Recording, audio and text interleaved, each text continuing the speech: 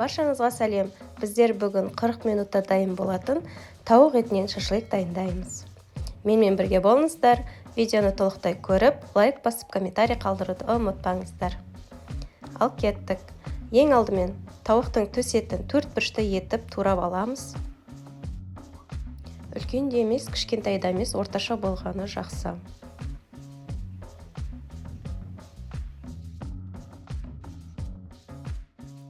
Турап алған төс еттеріміздің үстіне қоспаларымызды саламыз. Мен осындай смесь перцов салдым. Қара бұрыш, кинза салдым.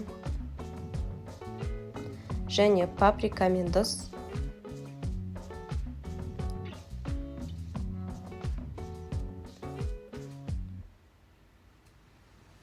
Кішкене майонез салып, араластырып, үстіне 2 ас қасықтай сұйық май немесе оливковое масло салсаңыздар да болады, және лимонның шырыны.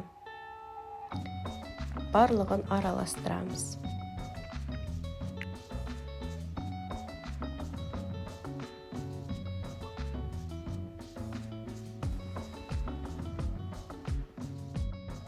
Бұл шашлыктың үстіне өзіңіздің қалауыңызша уксусты да қосуға болады, соевый соус та қосуға болады, бірақ мен қоспадым.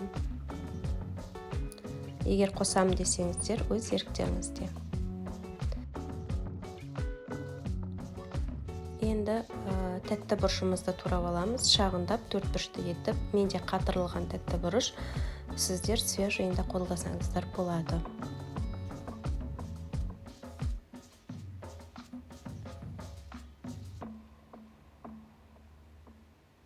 Осылай шпажкаға барлығын шашлык құсап тізіп шығамыз. Егер бұрыштың орнына қияр қолдануға болады, өз қалауларыңызша барлығы. Неке. Тағы да көрсетейін.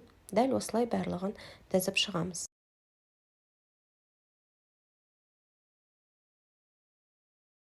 Дайын болғаннан кейін противнімізге салып, 180 немесе 200 градуста 20 минут, 15 минутта пісіріп аламыз. Неке біздің шашлыктеріміз дайын, өте дәмді болып шықты. Міндетті түрде жасаңыздар. Тез дайын болады. Мен 40 минуттың ішінде дайындап шықтым. Және сочный болып шықты. Сіздермен болған Ақмарал. Менің каналыма тіркеліп, лайк басып кетуді ұмытпаңыздар. Астарыңыз дәмді болсын.